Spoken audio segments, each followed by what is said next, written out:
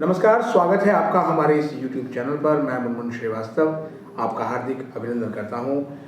उत्तराखंड देश का पहला ऐसा राज्य बन गया है जहां पर यूनिफॉर्म सिविल कोड यानी समान नागरिक संहिता लागू हो गई है और अब इस विषय पर पूरे देश भर में व्यापक चर्चा छिड़ गई है। दिल्ली में भी जब पिछले दिनों चुनाव हो रहे थे तब भी कुछ लोग बात कर रहे थे कि अगर सत्ता परिवर्तन होता है तो उसके बाद हो सकता है कि यूनिफॉर्म सिविल कोड को लेकर जो है वो कवायद आगे बढ़े। आप देख रहे हैं स्क्रीन पर मौजूद हैं राजपाल सिंह पंवार, जो कि ड्यू के एग्जीक्यूटिव काउंसिल के वरिष्ठ सदस्य हैं और समाज सेवा के लिए भी जाने जाते हैं और साथ में जो है वो जो जनता से जुड़े हुए मुद्दे हैं उनको भी उठाते हैं। स्वागत है राजपाल जी हमारे चैनल पर। और बताइए कि क्या दिल्ली में भी इसको लेकर जो है वो कुछ चीज़ें हो सकती हैं?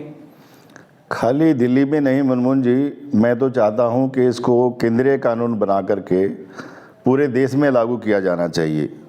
उत्तराखंड में जिस तरह से इसको लागू किया गया है, मैंने वहां जाकर के देखा और जो इसको बनाने वाले हैं मनु गौड़ जी, मेरी उनसे बातचीत भी हुई और मुझे ये पता लगा कि उन्होंने करीबन 25 लाख परिवारों से फीडबैक लिया और उस फीडबैक में करीबन जो है 2.5 लाख लोगों ने पार्टिसिपेट किया, यानी 10% जो है लोगों ने, वहाँ के जनता ने उसमें पार्टिसिपेट किया है।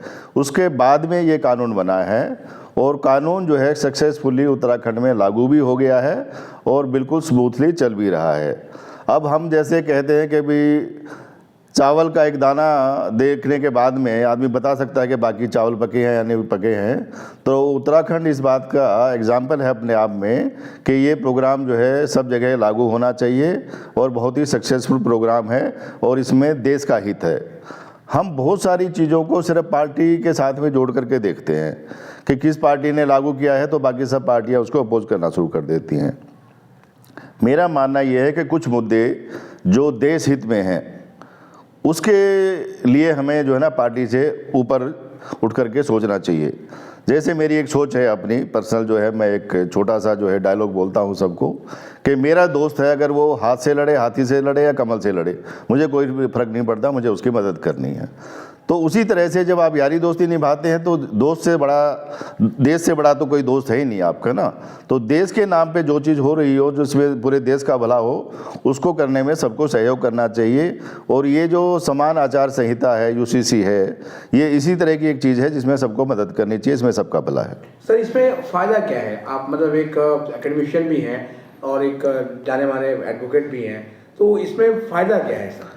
इसमें फ़ायदा ये कि बहुत सारी जो गवर्नमेंट की हमारी जो सहूलियतें मिलती हैं वो जो है बराबर में सबको मिलें, उसमें किसी तरह का डिस्क्रिमिनेशन नहीं हो, धर्म के नाम पे नहीं हो, जात पात के नाम पे ना हो, सबको जिसका जो हक है वो उसको मिले। ऐसा मेरा मानना है कि इससे ये जो असमानता है ये दूर होगी।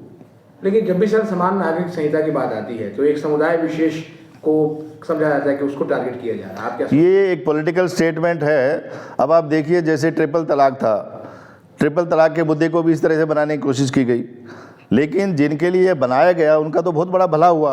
हो सकता है कुछ जो धार्मिक लोग थे या धार्मिक उन्माद पैदा करने की कोशिश कर रहे थे उनको ये बात चुभी हो, लेकिन आज जिनके लिए किया गया, जिन महिलाओं के लिए, वो तो खुश हैं।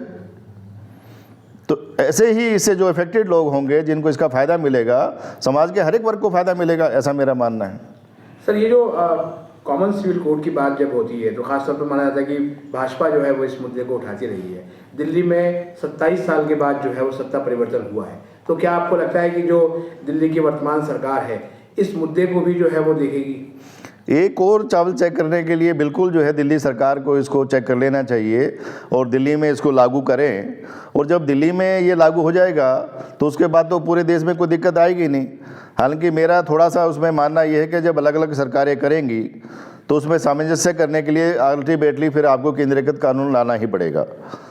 पर एक और एक्सपेरिमेंट करने के लिए, जैसे उत्तराखंड ने किया है, बिल्कुल दिल्ली सरकार इसका इनिशिएटिव लेकर के इसको स्टार्ट कर सकती है। और इसका जो प्रोसेस है कि सबसे पहले संवाद शुरू किया जाए, लोगों से फीडबैक लिया जाए, उसकी शुरुआत करें और अल्टीमेटली इसको लागू करें।